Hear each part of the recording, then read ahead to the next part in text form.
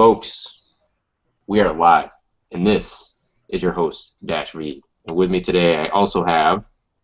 Fire Pilot, formerly known as a Resident Gamer. And Lizzie Hedgehog, Sonic's #1 special girl. All right. Folks, we got an action-packed show here for you today. I think, are we going to start off with the news, or are we going to start off with the pickups? I think Lizzie should show off what she made this week. Absolutely. Really? I think they're kind of cool. Okay. Well, I love my Sonic, of course. So, let me get out of the way. I have been making my own personal pillows. This is the invisibility shield from Sonic 1. I've made the red star. I made a couple, actually. And actually, it's kind of cool because it's all shiny. And it's 3D. And these are my favorites, so I've been making a whole bunch of these cute little bumpers. No, they don't make the noise, I'm sorry. I can't do that yet. But there's cute little pillows, and they decorate my bed. All happy with Sonic. So that's what I've been doing the past week. There's one more that you didn't show, though, right? Oh, you mean this one? Ring. Yeah, the 10 rings. I made this one too. But they're not perfect because I'm just starting to make them. So these are my practice pillows. So once I do a better job, they'll probably turn out really awesome, like the star bumpers. Yes, that's pretty cool. Thank you. That's pretty cool. You know what? And that actually fits because I picked up... Cool, Sonic 3! Yep. I finally got Sonic 3 complete in box. I do have another copy of Sonic the Hedgehog cart only, so maybe if...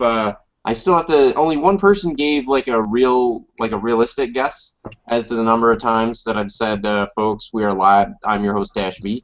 So, if anybody's watching and they don't know what I'm talking about, go a couple episodes back. We did a giveaway toward the end of the show where we said if somebody from that show back could count the number of times they said, "Welcome to Retro Reload. I'm your host, DashV," and get the count correct, that we'd give them a complete in-box copy of Sonic Spinball.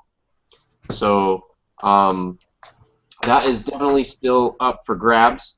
But I do also have a cart only now of Sonic the Hedgehog 3.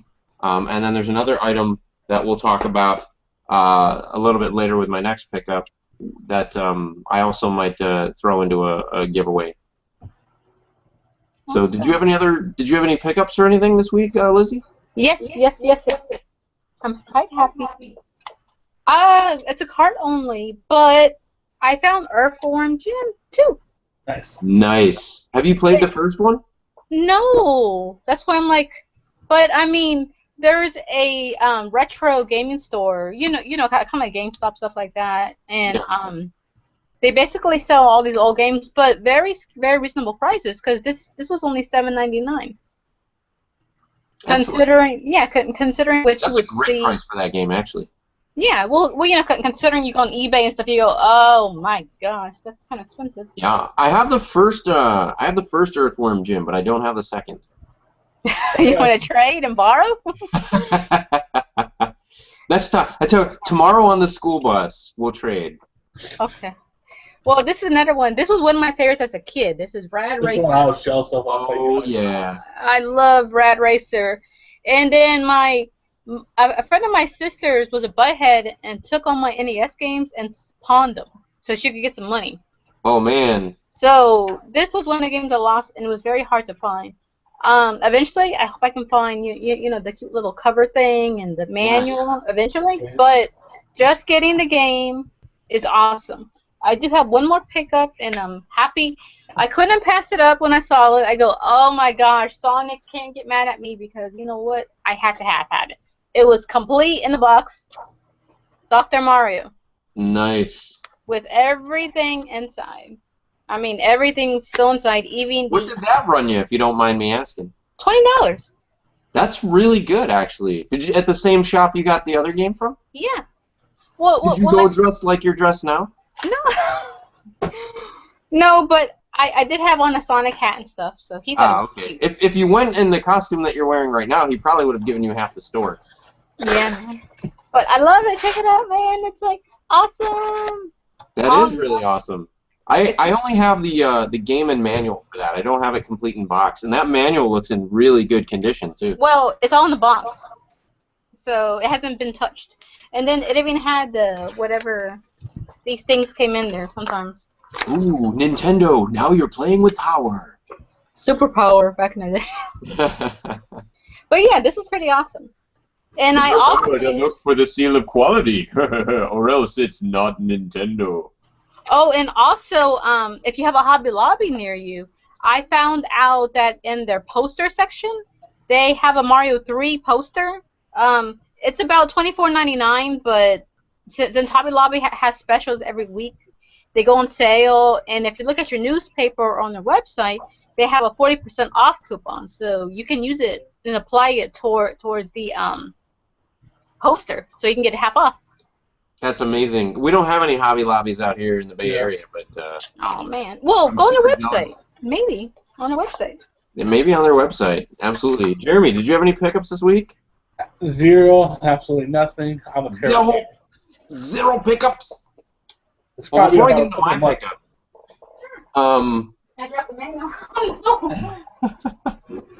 she went away. So before I go into my pickups, Lizzie, can you show us the Rad Racer game again? Yeah. I just wanted to highlight when you have games like this, because this is a fairly common thing. Like maybe the game was under somebody's bed or something like that, and you can see how there's stuff kind of in the grooves and everything. Something that's really, really good at getting those grooves out is that when you've finished, when you've used a toothbrush to the point where you're thinking you're about ready to throw it away. You've kind of worn out the toothbrush. My suggestion would be take the toothbrush that you were going to throw away and soak it overnight in a little cup of rubbing alcohol.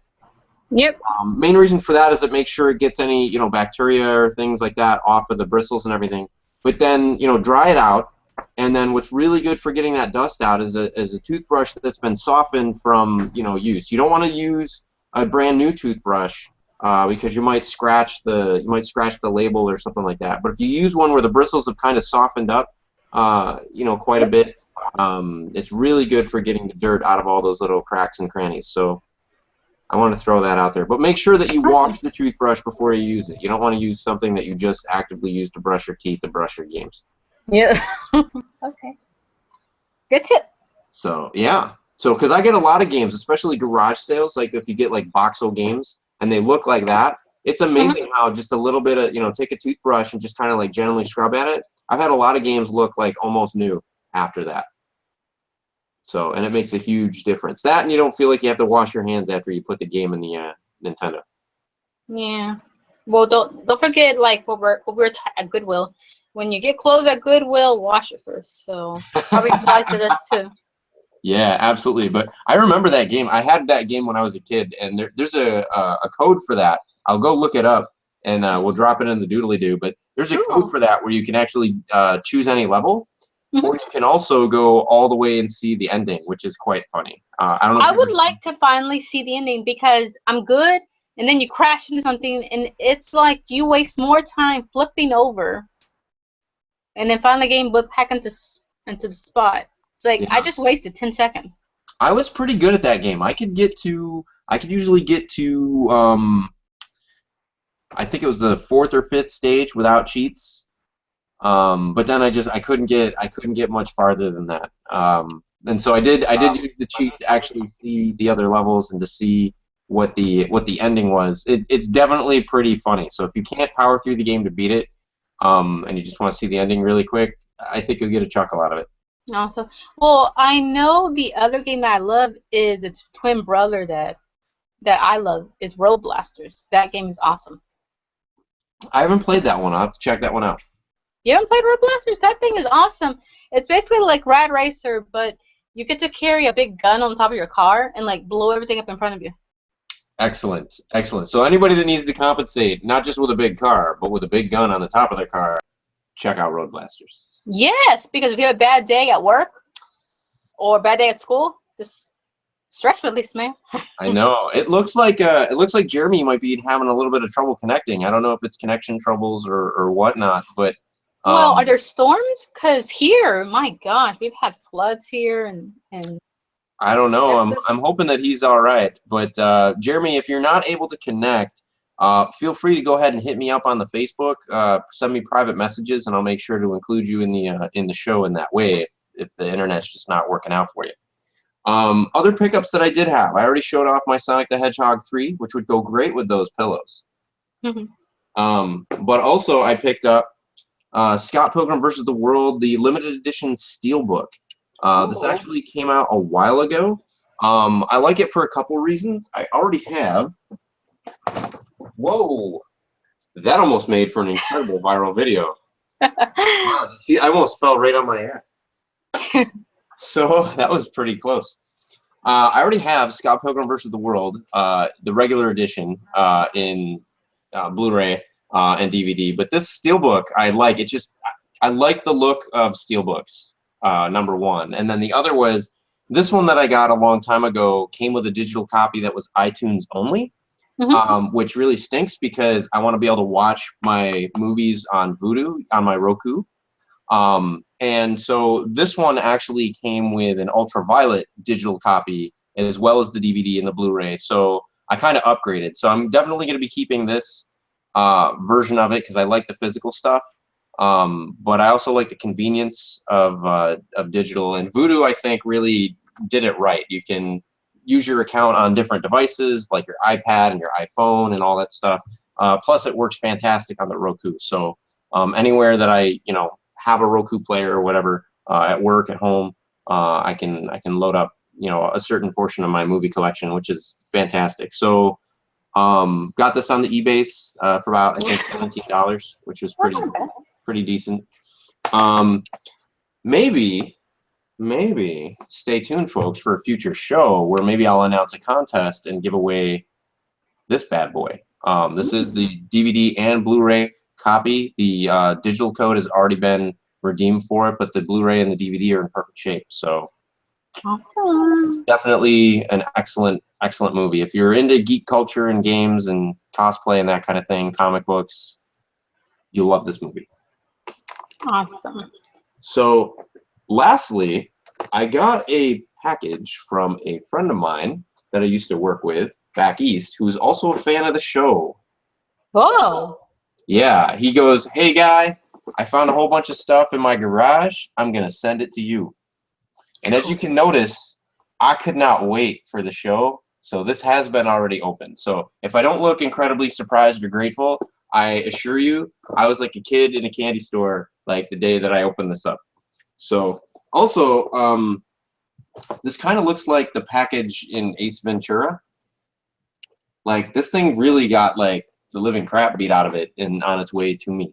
So that's odd. I do see that that we have an additional viewer that joined. So if the additional viewer is Jeremy, if you're watching, I'll say it again. If you're not able to connect, that's totally fine. But if you want to be, commentary and stuff like that in the show, if you're able to, go ahead and drop us messages. I am monitoring my message feed in Facebook.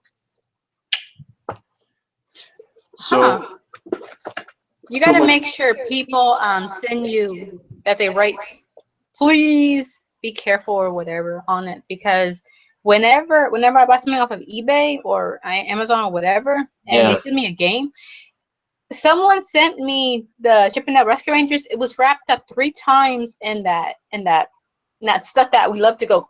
Yeah, bubble wrap. Yeah, so that, and then they wrapped it in something else. And then they sent it to me. I was like, what the heck did I buy that's this thick? It's because they know that it's going to get, like, punted for a 50-yard field goal. Yeah, and they're like... It gets to your house. Yeah, they're like, oh, my gosh, it's a girl gamer. So, well, this one, I was so... Based on the state of the box, I was terrified because I knew it was in it before I got it. Well, at least part of it. He told me, and then that was, like, months ago, and I forgot and all this stuff. But, so I knew kind of bits and pieces of what was in there. I was like, oh, man, I really hope that this didn't get just totally destroyed. But, so one of the first things that came, this is kind of random, Genghis Khan 2, the instruction manual for Super Nintendo. Genghis. So, never heard of the game, never played the game, but now if I ever get it, I'll have the manual. So I'm all set. So I might actually pick up the game. It looks like it's kind of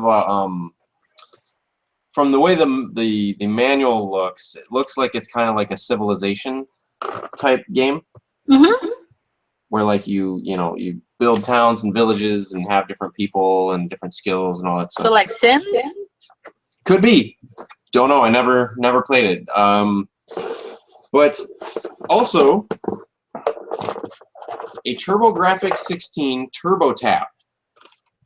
Oh, wow. So basically, for those that don't know, the TurboGrafx 16, which was a competitor to the Nintendo, the Super Nintendo, and the Sega Genesis back in the day, it only came with a port for one controller. So even though there were multiplayer games, if you wanted to play games that were more than one player, you had to own a Turbo Tap. Man. Which not a lot of people did. So these are kind of expensive-ish on the eBays.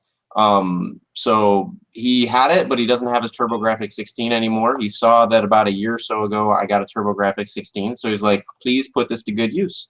So my son and I'm sure will enjoy many games of Bomberman on the TurboGrafx 16 with this. He also sent me a second controller. Oh, wow. Yeah. So before I give away too much, Jeremy, my friend, are you back? And we're good? My computer went crazy. Oh my goodness, we're so glad to have you back. Thank you.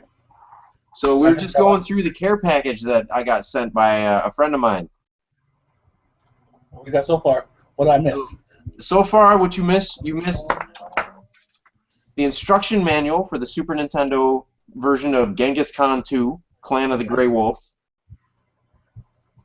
Just the instruction manual, no game, just the instruction manual. But it's free, so I'm not complaining. The Turbo Tap for the TurboGrafx 16, Nice. which is pretty cool. A second controller for the TurboGrafx 16, which is actually in better condition than the other controller that I have. So that's pretty neat. And then a whole slew of TurboGrafx 16 games. And who did this come from? This came from a friend of mine. His name is Eddie. I don't know if he wants me to share his last name, but I gotta talk about that. we'll call him Eddie Power because he's got a power glove. So we'll call him Eddie Power. So Eddie Power gave me these items. They were in his garage, taking up space. I offered him monies. He said, "No, thank you, my friend. Just knowing that they're going to go to a good home is good enough for me." So hey, anybody out there that's thinking of getting rid of their game collection, right? If you're going to sell it on the eBays, okay, you might make some decent cash. Don't sell it at like a GameStop or something like that. Yeah, don't do that. If you're going to do that, you might as well just give those games a good home with one of your friends. I'm sure if you asked around at work, asked around at school or whatever, you're bound to find somebody that's willing to give those games a good home. So, the games. So he gave me World Class Baseball. This is the case and the manual only. The game is long gone, but this is a game that I could probably find on the cheap. So if I wanted to have this complete, sports games are pretty cheap usually. Yeah. So I also got the case to TV Sports Football. And actually, what's really cool is I had a couple loose Hue cards. I have Keith Courage in the Alpha Zones, and I also have Alien Crush. And so what I've done is I've temporarily put them in these cases. Just so that they're not laying around loose anymore. I have Kadash, the case, and the game, so I'll have to see if I can find the manual to that. I've got Taking It to the Hoop, complete, so which is kind of, like, in general, it was kind of neat, because I'd never actually seen, like, a real TurboGrafx 16 case up front. They're not really much. I mean, there's the manual, but then the back... This could really be anything, right? Looks like a standard CD drill case. Yeah, it looked like it, except on the inside, they do have a special insert for the card, and then there's like a little arm that comes out that like holds the card in place. That's really cool. So, but that's pretty neat. And then also a complete copy of Dungeon Explorer. That looks like it might be fun. Yeah, it definitely does. I didn't see any screenshots or anything in it. Let's see if there's some screenshots in the manual. See if they show... Oh, there is! So this looks like a role-playing type game, like a looks like this would be like a Final Fantasy-ish slash, Dragon Warrior type game.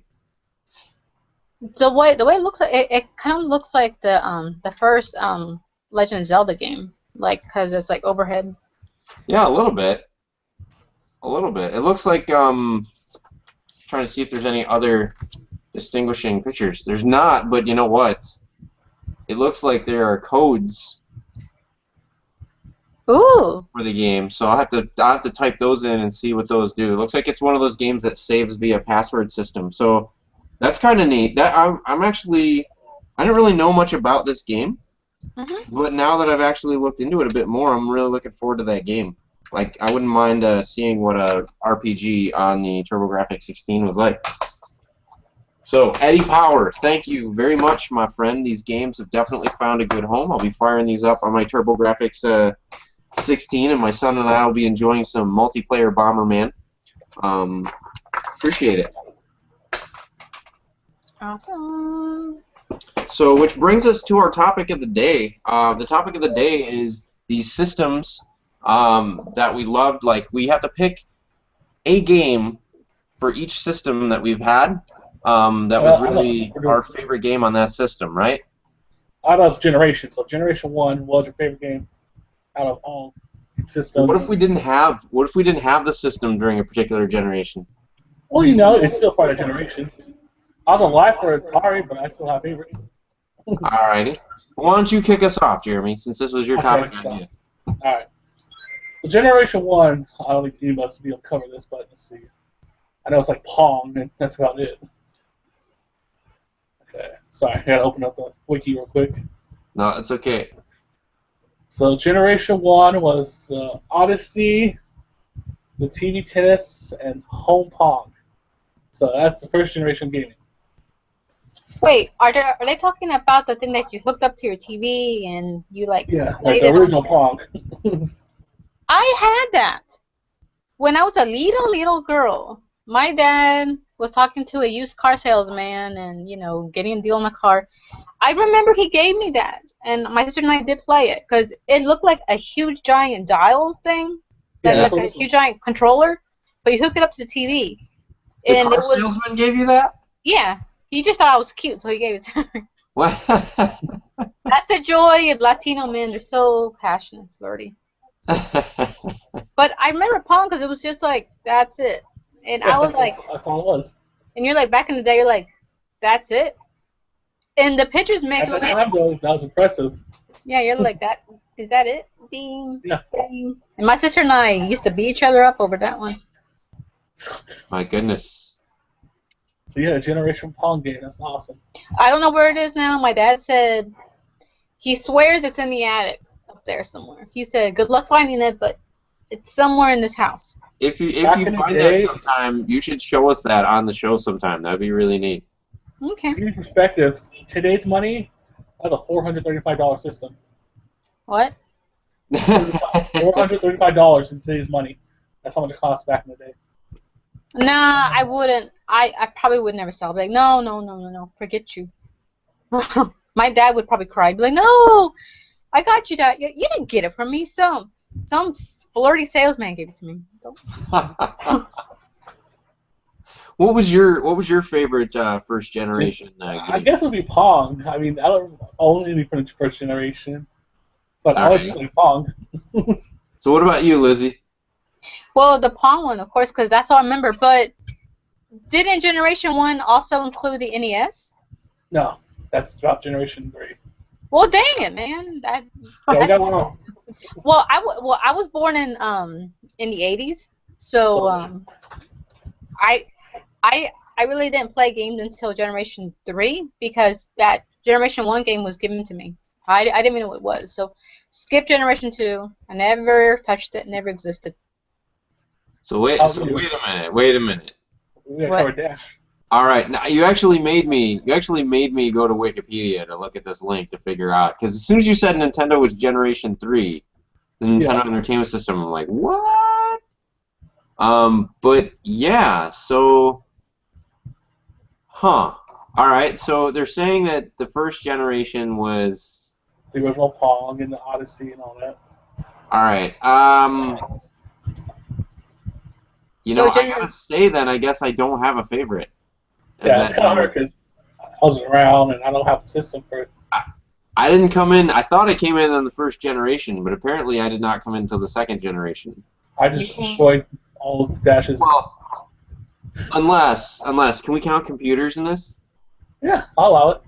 So the first, you know, not really a game, but the first interactive media that used processors, right? That I dealt with. I was in. I want to say this was in somewhere between first and third grade. I don't really remember because it was kind of a blur. But I remember this company came out to our school, and they had these trucks, and in the trucks they had, you know, computers, and they had this computer program that was going to revolutionize, you know, the industry and computing and all this other stuff.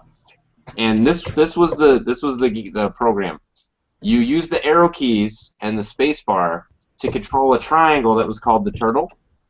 What? And you would move the turtle around on the screen, and if you push the space bar once, it would start drawing a line, and if you push the space bar again, it would stop drawing a line. So basically, and I think it was called Turtle, but yeah, like it was basically like a very super primitive drawing program, basically like a electronic Etch-a-Sketch. And yeah, they told us at the time, you know, this was computers. This was, you know, this was a revolution, and that this was going to change the world. How far we've come. We've come incredibly far since then. But you know what? I do remember trying that once. Obviously, it stuck with me because I still remember it to this day. It was one of those, I did it, and then I wanted to do it again and again, but there was no way to get your hands on it. It was like super expensive. You know, only limited places had it and everything. Computers were ridiculously expensive and didn't really do very much back in that day. And so I was exposed to it. I saw it, and then that just kind of put in the back of my mind, you know, computers are something to keep an eye on. Yep. So turtle, I guess. I'll try to search it and see if I can figure out what the hell it actually was, and we'll put a link to it down in the doodly-doo. Okay. Second generation was a Fairchild Channel F, the Atari 2600, another Odyssey, and Intellivision. Does ColecoVision fall into that as well? Let's see, because they list a bunch. Let's see. Yes, it does. All right. So Lizzie, I'll let you go first. Anything in that era, that generation? I didn't exist, but what I have played when I go to like to an anime convention or when I go to like, God forbid, GameStop does it. But the video game store where I got these games is called Game Plus, and sometimes they'll actually have like TV monitors and the games on display. And there's actually a really cool retro arcade store here in Houston that is also like an arcade, and you can play like all the old school games, like they actually got the old giant TVs with the things attached. But the only game I remember is I think there was like a very early Pac-Man edition. There were some really Frogger. I remember Frogger playing that like in the stores. There's a game I played, and I blame Game Over Video Game Store for it. They need to give me back 2 minutes of my life, but I played E.T. Okay, so not a fan of E.T., right? No, I fell in a dang hole, and I couldn't get out. Jeremy loves E.T. It is his favorite game of all time, right, Jeremy? Yep, I have it. So I might have embellished a little bit. I don't think it's his favorite game of all time. But Jeremy, what is your favorite game of all time for that generation? Well, remember, I was born in the late 80s, but I did own an Atari 2600 when I was little. And the one at home, there's two of them. At home, I love Adventure. That's the game I remember playing most. At the time, I was in daycare at the YMCA, and we always played Pitfall in the morning before school. Those are two I always remember, Adventure and Pitfall. Yeah, that's definitely a good one. So my favorites of that era, rather, a couple really. I liked Pitfall, definitely, but Pitfall 2 was amazing. to me. Never played it. Pitfall 2 was really great. It had background music. It had this giant world map. The screens were all totally different, but it wasn't like randomly generated or anything like that. So like you could actually beat the game. It was one of the few Atari games that actually was beatable, was completable.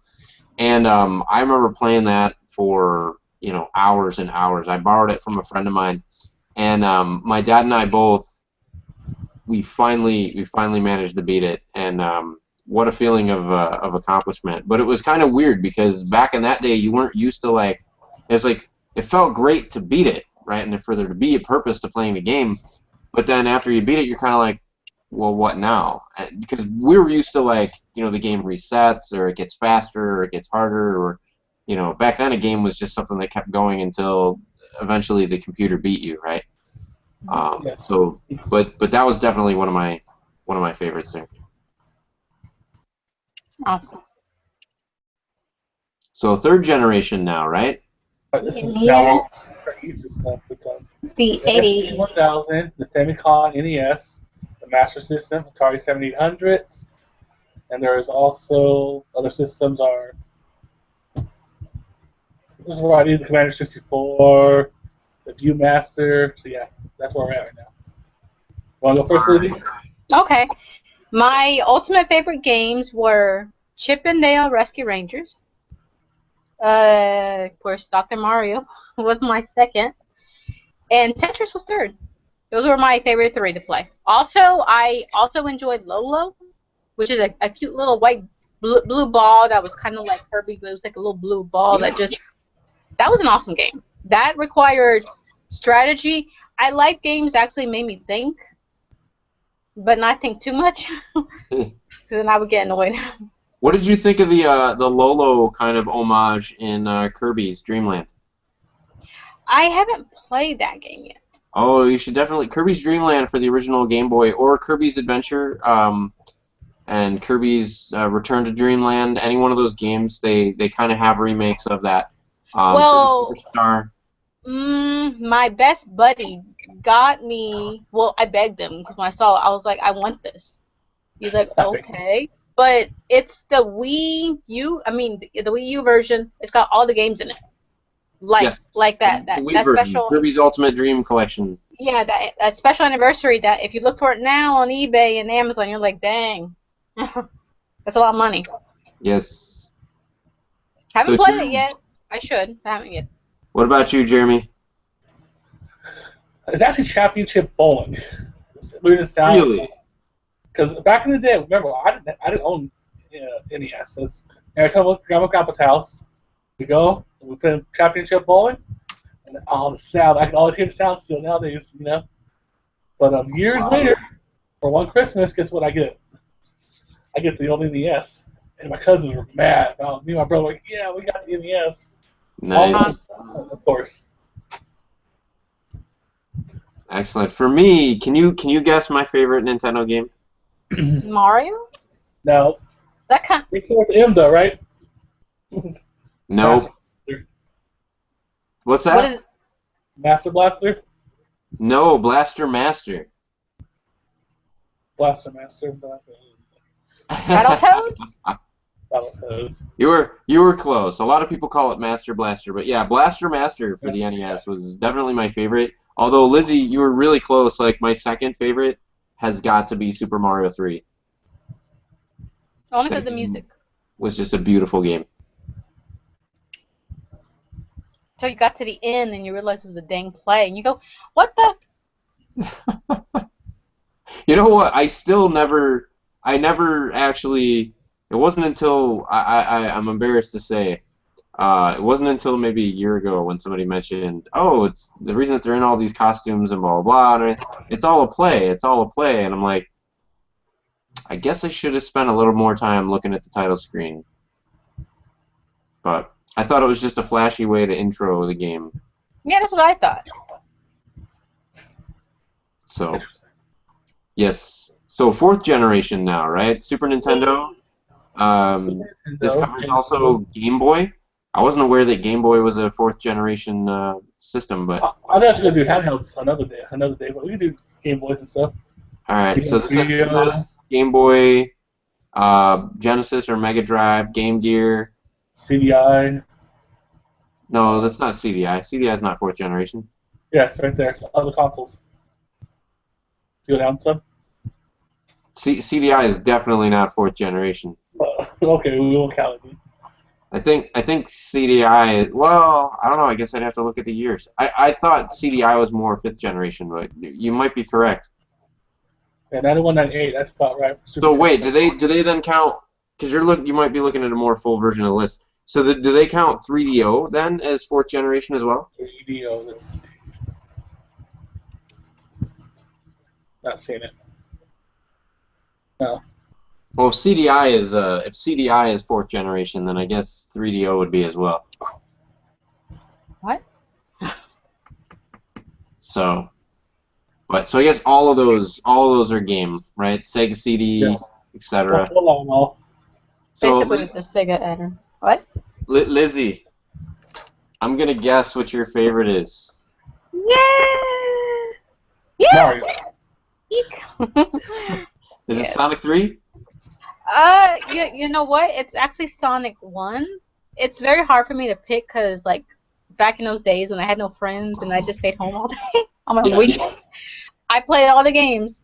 Sometimes I would play Sonic 1, beat the game, play Sonic 2, then beat it, play Sonic Spinball, beat it, then go play Sonic 3, all back to back.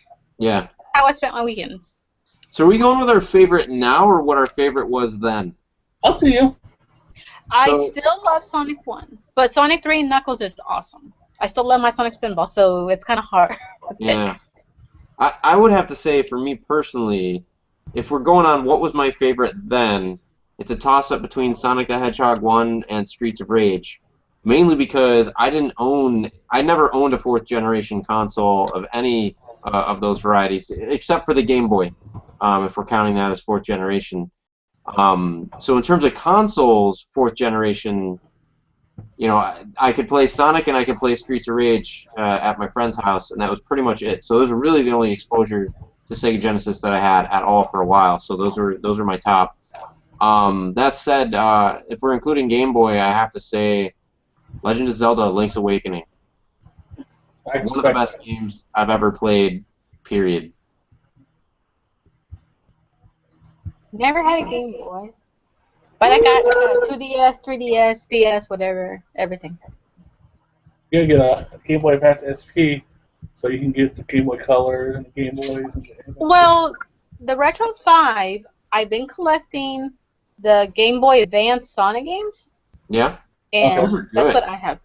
So, I haven't played them yet because I'm like, they're so pretty, I don't want them to break. But I'm missing one more Sonic Advance game.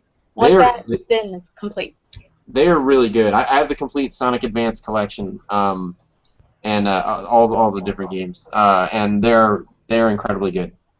I was really surprised. I got the first one just because I found it in like a $2 bin, and I'm like, well, this can't be any good. And then I took it home and I was like, wow, this is actually really fantastic. So it's more the old school platformer style of Sonic and less. It's not like some of the newer interpretations of it and everything. It's more like new skin on the old game style. Side scroll. Yeah. So and you can pick Sonic, Knuckles, Amy, you know, all the different characters. So it's pretty fun. Awesome. So Jeremy, what about you? 4th generation. I'd say Super Mario World. I've played the hell out of that game when I was younger. You know, I did too. Now that I think about it, my uncle had a Super Nintendo. And so I'd play Super Nintendo at my uncle's house, but I could only play it when he wasn't home because if we played together, I would whoop his ass and he would get upset. Yeah. Oh, man. I either had to pretend to be awful at the game so that he would feel better, or should I be the other way around? He goes easy on you. Yeah, it's like, oh man, that's super neat. My uncle actually had the Super Nintendo too. He would invite me over to his house to play with my niece and stuff. So he would like pick me up, take me to Burger King, butter me up, and his only goal was for me to beat the whole game doing the star map. It's nice. like you used me for this. He just wanted you to unlock all the levels so he could get a complete game, right? Yeah, you're like, oh, son of a. That's not fair, man. See, that's what happens when you're too good of a gamer, because then people figure you want to go, you know who you should invite over? Bring this girl, because she knows how to unlock all the stars and make them connect. She knows Nice. what to do. She knows how to be Bowser. And you're Now, like, huh? was it easier to handle which in terms of difficulty, was it easier to handle the Super Nintendo controller than the Nintendo controller, or? Well, like I said, because well, I mean, back in the day, I was good at the NES controller, but of course, with my surgery, the Super Nintendo was very hard, so I had the Sega Genesis. Once I was comfortable and everything was more stronger and I could use my hand, then I was able to grasp the Super Nintendo. But all those extra control, The L and buttons R would, buttons had to be brutal, huh? yeah, that would annoy me because you naturally want to touch them, and you're like, no, no, don't. You just focus on this. You don't want to touch up here. All right. So wait, Jeremy, did we go with your choices? Yes, as Super Mario World. Ah, Super Mario World. Yes, that's what got us on this whole Super Nintendo topic. Anyway, Mhm. fifth generation. They're saying that's Jaguar, Nintendo 64, Game Boy Color, Sega Saturn, N64, PS1. PlayStation. Did anybody here, Lizzie? Did you own a Sega Nomad? No, because I'll be honest, I was so focused on Sega Genesis and playing all those games, I didn't really give a crap about everything else. And I feel so bad because I really wanted the Sega CD, but it was very expensive, and where I lived here in the suburbs, it was more basically like all trees and stuff back in the day, so it was very hard to find the game, and if you found the system to buy it, it would go quick. They would get maybe like 2 or 3 in, and some rich little brat would already get it. So it was very hard to get those games. What generation did they list, Jeremy? Because you have a more complete list than I do. What generation is TurboGrafx 16 considered? TurboGrafx 16. Let's see. Is that considered third or fourth? Let's see. TurboGrafx. So now I have to go back and check now. I'm totally curious as to which. Graphics 16 is a fourth. Ah, okay. That makes sense, I guess, because they were competing with the Super Nintendo and the Sega Genesis. So. Oh, that's right, because I remember seeing it like in the booklet, because I remember Atari Jaguar went in there, and I would get those Nintendo Power magazines and only look for Sonic and Sega. I'd ignore everything else. Now, slight rant, right? How in the world?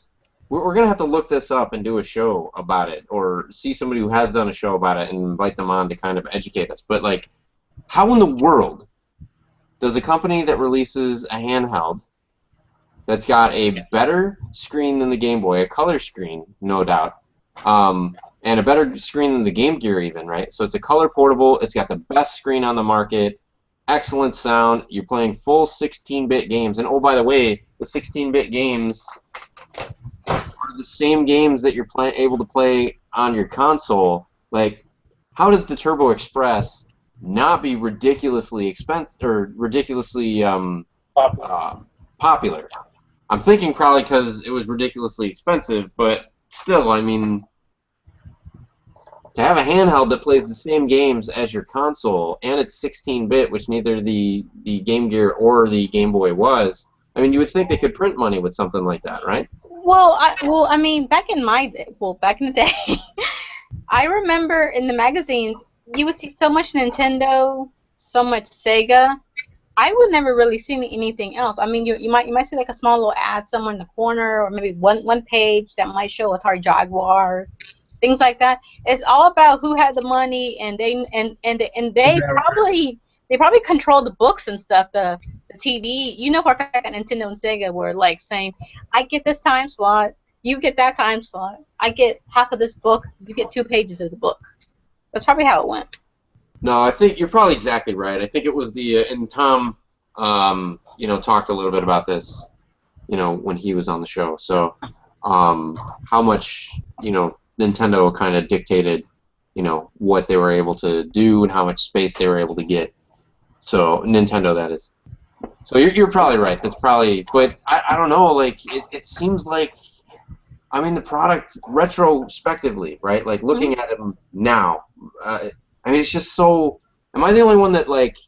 I'll take a look at the systems now, and as much of a gamer as I am, Mm-hmm. um, like I feel like I can see very clearly for each previous generation which one was the best console. And I don't just mean like had the most games or whatever, because it's not always the one that had the most games that was the clear winner, and it's not always the one that had the least games that was the clear loser. Like there were definitely some heavy hitting consoles that failed that by all rights shouldn't have. Like the 3DO should have been a spectacular success, but in that case I think it was pricing kind of kept them out. The Turbo Express and the TurboGrafx 16 should have been like smashing successes, but they just weren't. I think you're right, Lizzie, probably because of marketing penetration and just not being able to do it because of the 600-pound gorilla of Nintendo saying, well, if you put them in your store, give them an extra page in the ad, we're yanking all of our product.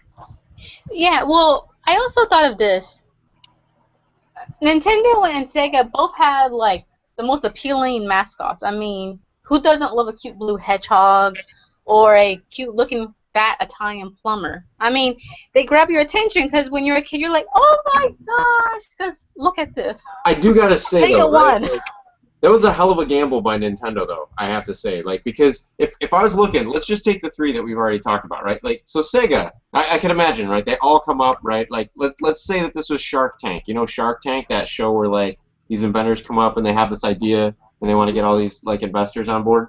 I can imagine, like, Sega, Nintendo, and TurboGrafx, right, all show up at Shark Tank to show their ideas, right? It's like, whoa, Sega, what are you going to do? We're going to make a badass console for all the teenagers and adults to play some really kick-ass games with blood and gore and violence and sex. And what's your mascot going to be? Our mascot's going to be a cute little hedgehog. Oh my god, it's so cute. You get buckets of money, right? Yeah. All right, Nintendo, it's your turn. Oh wait, can we go last? Sure, Nintendo, you can go last. Nintendo's still prepping their presentation. So TurboGrafx 16, what are you going to do? Well, we're going to make a 16-bit console and all that stuff, and we're going to basically remake a whole bunch of games that we made for the Nintendo, only with different names so Nintendo doesn't sue us. And what's your mascot going to be? I'm not really feeling it. Oh, our mascot's going to be a baby. We're going to name him Bonk, and he's going to smash things with his forehead. Dude, here's the money. You guys are going to be madly successful. We love you. Right? Gets the Nintendo, right? So what are you guys going to do? Well... All right, no, just give me a second. All right, we think what we want to do is we got this plumber, see, and he eats mushrooms and he like grows in size, and then there's evil mushrooms and he can kind of squish those, or if he eats a flower, he can shoot fireballs from his fingertips. I'd be Shark Tank and I'd be like, okay, so what are you telling me? We're telling you our mascot is a middle-aged plumber. Like that was a hell of a gamble on Nintendo's part. I mean, it paid off. Who knew that a middle-aged plumber would beat out a baby as a mascot? But it's so funny because whenever I look at Bonks, I think of Krillin from Dragon Ball Z. It's like, oh, it's the baby version of Krillin. Bonk was a pretty creative game, especially like when he's climbing stuff. He climbs with his teeth and all that other stuff. It's very surprising that Bonk as a mascot was not. You would think cute little baby, headbutts the crap out of things. You would think that that'd be worth something, but apparently not. Never underestimate the power of a plumber, I guess. A plumber or a cute blue hedgehog, huh? I know, right? So, but I think we're off topic. Back on topic. 5th generation consoles. Did you give us for 5th generation what one of your favorites was, Jeremy? It was 3, and this is my favorite generations because in 64, but they were. If I was playing my brother, it'd be Tony Hawk or GoldenEye. I would play myself, it'd be Ocarina of Time, Zelda. The Macarena of Time. Yeah. I still have not played that game. I own it, like 3 different variants of it, but I have not played it. Still plays pretty well. That's played the other day, actually. But yeah, that's when I was Mr. Rage, break controllers and get yelled at. So Miss Hedgehog, did you have a favorite in that era? What era? the fifth generation there. Nintendo 64, PlayStation 1, Sega Saturn, Jaguar. No, like I said, I was so focused on the Sega Genesis and happily playing all the Sonic games. I didn't care about the rest, and the fact that I couldn't find them because there weren't very many malls and stuff around this area because it was all suburby. Yeah. I just focused on the Genesis. There we go. All right, so sixth generation then. That brings us to. Were you still out in sixth generation? You're still in love with Sonic? I'll explain something about my relationship with Sonic. Why don't you explain to us about your relationship with Sonic? I love my Sonic games, and I was actually first looking forward to Sonic 3D Blast because I loved the 3D graphics of the Sonic 3 and then Sonic 3 Knuckles. I thought I couldn't wait. When that game came out, I was excited. I was like, okay, well, this is different because I wasn't expecting that. Play the game. Okay, I can do this. It's those fucking birds that kill the game for me. Which system was 3D Blast for? The Genesis. It was those stupid flicky birds. It's that isometric. It's that faux 3D thing, right? That 2.5. Yeah, that was a pain. Okay, but I own that game too. I agree, it's terrible. I could forgive Sega for it, but it was those damn birds that sealed it and said, no, I'm not gonna play the game. I got the game for my birthday, and I was like, never played it again. I dumped Sonic and took a break from the game for a while. I still play my Genesis games sometimes, but I took this break from playing Sonic games for a while because I was so angry of the fact that, one, I realized my limitation. I can't play 3D graphic games like that because of my disability. It really hit me hard like that. Like, I can't do this. So when I would go to the store and on the display, they would show, on PlayStation, they would show Sonic Heroes and all those games. I would try to pick up the controller, and all those buttons it was such a different controller. It was like, this is too hard. And the graphics were too fast. I got dizzy, and I basically dumped Sonic for a while. Go, no, you know what? My goodness. And I didn't return to Sonic until I found the Olympic Games. That's when I was like, wow, I can make my own Mii, and my Mii can play with Sonic. Gotcha. So you're telling me that you come back into the discussion at 7th generation then? Mm-hmm. Gotcha. All right. So for me, 6th generation.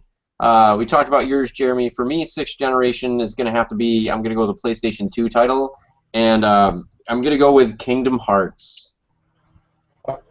Brother's friend loved that game. I remember he used to play Kingdom Hearts was what was amazing about Kingdom Hearts was it was one of the first IPs that Square kicked out that wasn't just a Final Fantasy rehash.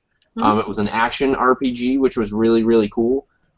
It used Disney characters blended with Final Fantasy characters and stuff, which was really, really neat. So they did leverage their Final Fantasy IPs, but in a really unique way. The Final Fantasy characters were really more kind of like backdrop and side story to these larger stories that were really kind of took place in these different Disney worlds, and you could, go from Disney World to Disney World. You could play, different characters from these Disney worlds would become part of your party temporarily, and things like that. Was really fantastic. The graphics were amazing for the time. The sounds were they worked with Disney, so they got like the original voice artists to do the Disney characters. I remember it was either Kingdom Hearts 1 or 2, I don't remember which one, but they had a Steamboat Willie level. I think it was the second Kingdom Hearts. Mm-hmm. And oh my goodness, it's all black and white. It looks all cel shaded, but it's being 3D rendered, and it was just spectacularly done. So hands down, Kingdom Hearts 1 and 2 on the PlayStation 2, my absolute favorite games of that generation. I also have a PS2, and it's Ace Combat. Ace Combat, I would have never guessed. There's 3 of them, and I love all 3, so I'll say Ace Combat. I don't think you're being honest with us, Jeremy. You've never ever before mentioned that you're a fan of Ace Combat. Where's all this sudden Ace Combat love coming from? I know, I'm such a bandwagon after that Ace Combat 7 trailer. I was gonna say, I can't believe we can get through an episode without him mentioning his love for Ace Combat.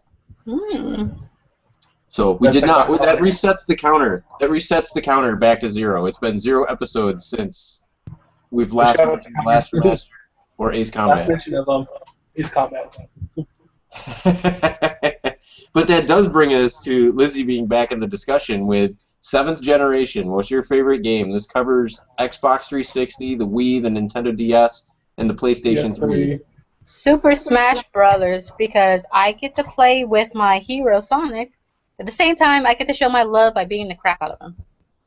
Nice. So, which did you do more? Did you play more Mario beating up Sonic or Sonic beating up Mario? No, honestly, I'm kind of cocky here. I'd play my Mii more, and have my Mii have Mega Man, Sonic, and Mario.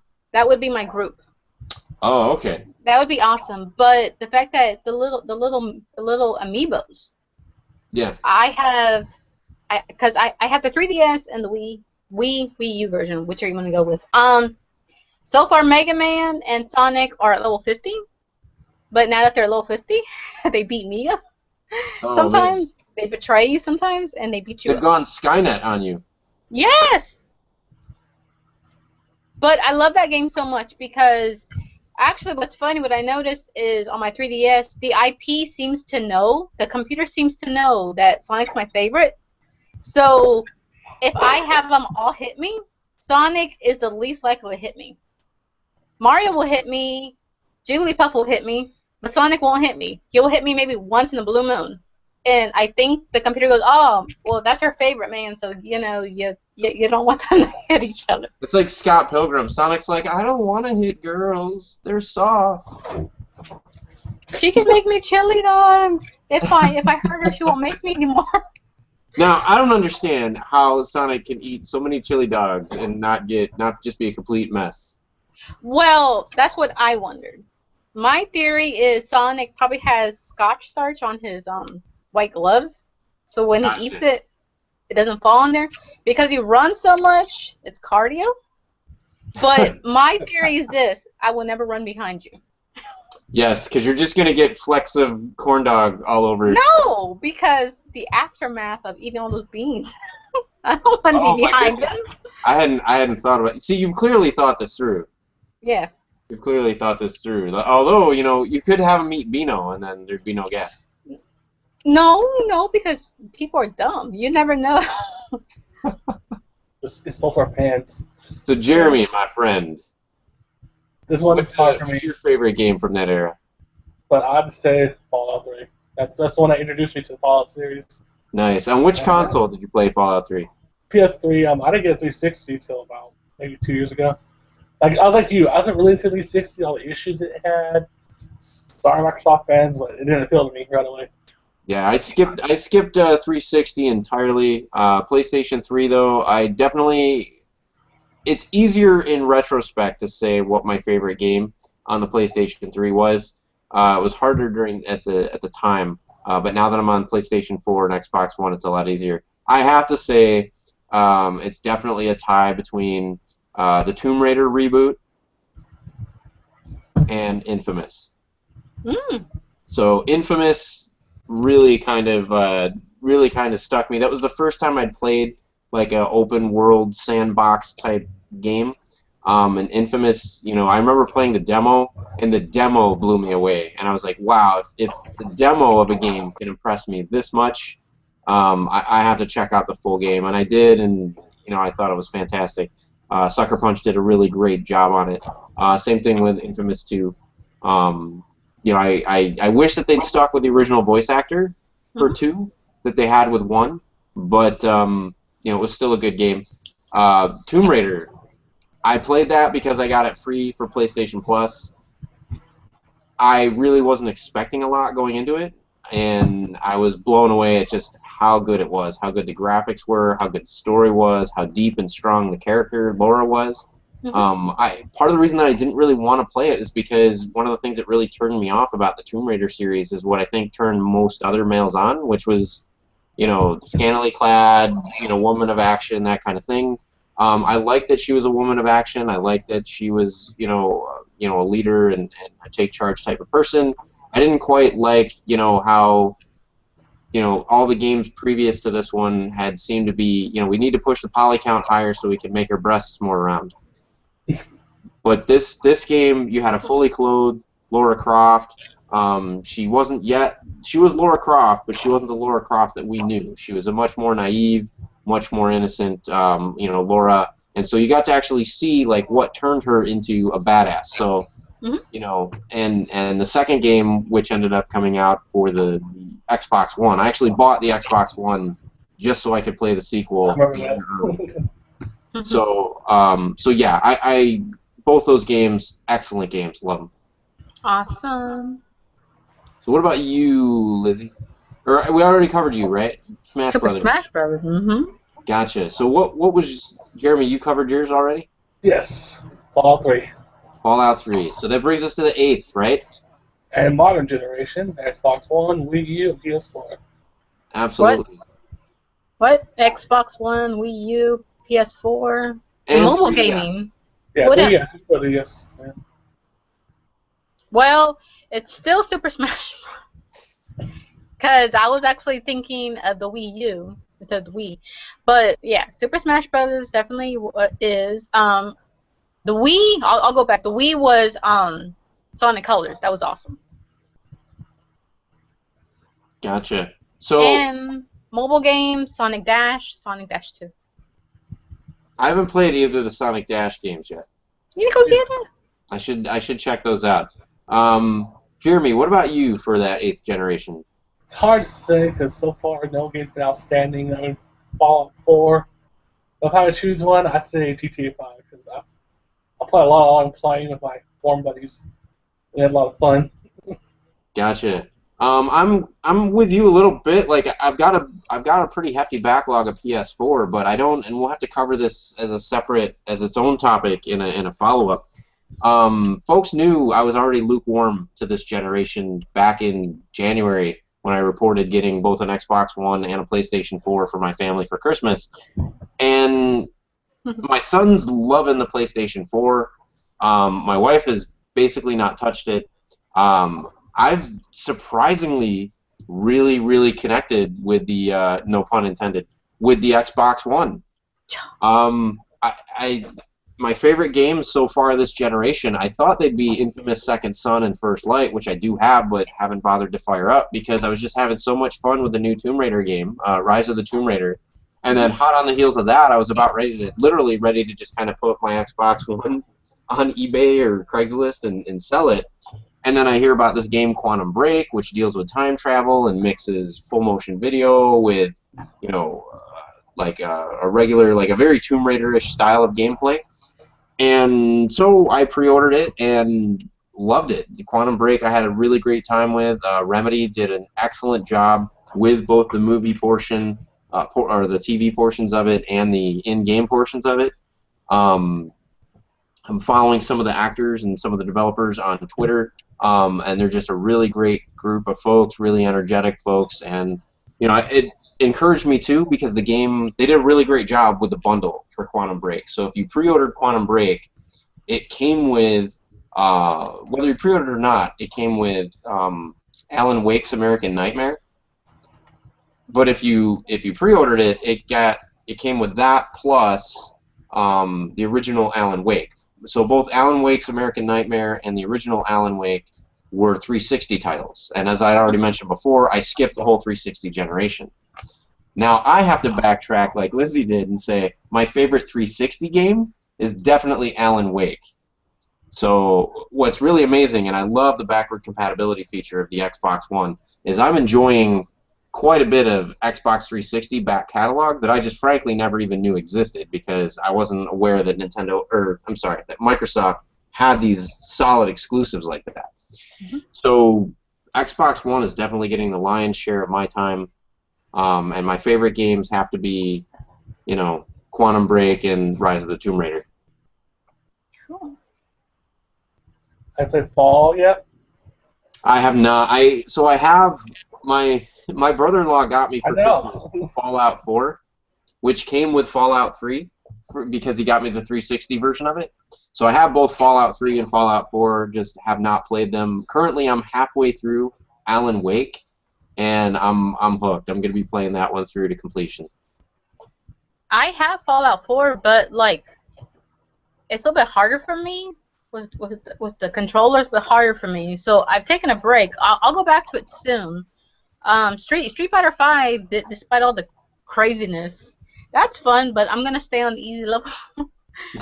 So you enjoyed, we haven't mentioned this a whole lot, but you're a huge fan of the Street Fighter series. Oh, I love Street Fighter. Well, I grew up on Street Fighter, back in the days. So I had to have the Street Fighter 5 game. So I'm surprised those didn't get a mention in some of these previous generations. you would think, but it's one of those games where you play and you're like, you throw the controller, and you're like, See, I'm not the only one. Jeremy doesn't know anything about throwing controllers. Jeremy's very mature. He never throws controllers. we all throw controllers. Yeah. I'm lying through my teeth for Jeremy right now. I've heard stories about Jeremy. That's why I don't play with others online, because I'll probably go, I'm gonna find you. So, I think that about wraps it up for today's topic. Actually, no, we got some news. Some quick little Sega news. Okay, Lizzie, give us some Sega news before we close out the show. Okay, first thing, the game Sonic Runners on mobile is being shut down. The game has done poorly, and Sega said game's gonna be gone either in June or July. I believe like in mid-June. They're closing it, so no more. So if you have the game, enjoy it while you can. But I'm sure you'll figure out why. Sega said it failed, and they don't want anything to do with it anymore. So they're gonna close it. That's it.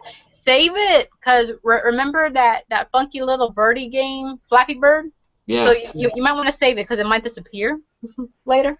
So save it. Second news: Sega is doing a survey for the fans out there to help them make better Sonic games. And some of the questions on the survey have been very interesting, because some of the questions have been like, do you want to see Sonic with Dragon Ball Z characters, with Looney Tune characters, with Disney characters, which I think might hit a future Kingdom Hearts game, maybe? My Little Pony, which God forbid it happens, because I will slap that Rainbow Dash if you get anywhere near Sonic. Camp comes in there too. And, of course, Mario, Nintendo games are in there too, which is kind of obvious. I mean, look at Super Smash Brothers. I would love to see Capcom and Sonic, because I love the Worlds Unite comics made by Archie Comics. So I would definitely support Sonic and Mario, Sonic and Mega Man, Sonic and Disney if you're talking about either Wreck-It Ralph 2 or Kingdom Hearts style. Dragon Ball Z. That would be really cool to see Sonic and Wreck-It Ralph 2. Yes, Dragon Ball Z would be cool only because to see Super Sonic and Super Saiyan Goku. That'd be awesome. Because I love that. Alrighty. Well, thank you very much for that dose of Sega news. Folks, I think, too, we're going to be offline next week, right? Well, remember, E3 is 11 days away, so next week we're off, but the following weeks will be all about E3, our thoughts, games coming out. It was like last year. We're going to have like 2.5 episodes. This is going to be a long show. It's going to be a long show, and I think, Lizzie, you're going to be on the ground at E3, right? Shh. Yeah, of course. So we'll have an inside scoop, perhaps, unless she might be just whining and dining Sonic the whole time she's there. So. Yeah, you know what? You never know. Ever since she gets arrested for harassing Sonic, I'll have to go bail her out. Actually, if she goes to E3 dressed like that, then Sonic might get arrested for harassing her. Well, he's 25 now. No, but nobody knows how old I am, so they'd be like, Sonic, you don't know how old that little minor was. So you know what they need to do? They need to get Jaleel White somehow. That would be awesome. And all this is the year of Sonic, right? His 25th anniversary and everything. They should do something to like with Jaleel White, who is the voice of him in some of those cartoons. Yeah, the original. But I would end up jumping. And then he would have to explain to his daughter, because he's married and he's got a little daughter. He'd be like, Yeah. Daddy, why is she hugging you so tight? Oh, well, you see, I voiced this character years ago. And She's not in love with me. She's in love with the hedgehog I represent. so she loves my voice, but she's trying to yank out. All right, well, folks, this has been Retro Reload. We're glad to have you on. Don't forget, next week we will not be on, but you can still tune in to quite a few other shows that we're real big fans of. One of those is Super Geeked Up. You can check them out tomorrow night. You can also check out on what's that? Thursday, the Dungeon Dragon Night. Thursday, Super Geeked Up does a live Dungeons and Dragons broadcast where they. Pretty interesting. I've been watching. Yeah, even if you know nothing about playing D&D, but you're just kind of curious, watch the live stream. They've got a really good DM. They've got some really interesting players there, and between the DM and the players, it makes for a really interesting watch. So if you want to know a bit more about D&D, definitely give that a watch. Also on Thursdays, our Parents' Basement. So if you're still, coming to our site looking for the East Coast crew, wondering what happened. They did not get fired. They're not dead. We did not bury them underground. However, they are kind of underground in Parents' Basement. So check out OPB. You can also, check them out on iTunes as well if you want to go through their back catalog. So, and with that, we're at time. So, folks, thanks again for tuning in and hearing about our favorite games through the different generations. Hopefully, you heard a title or two that you want to go dust off and give another shot. So, until next time, take care. Good night. Bye.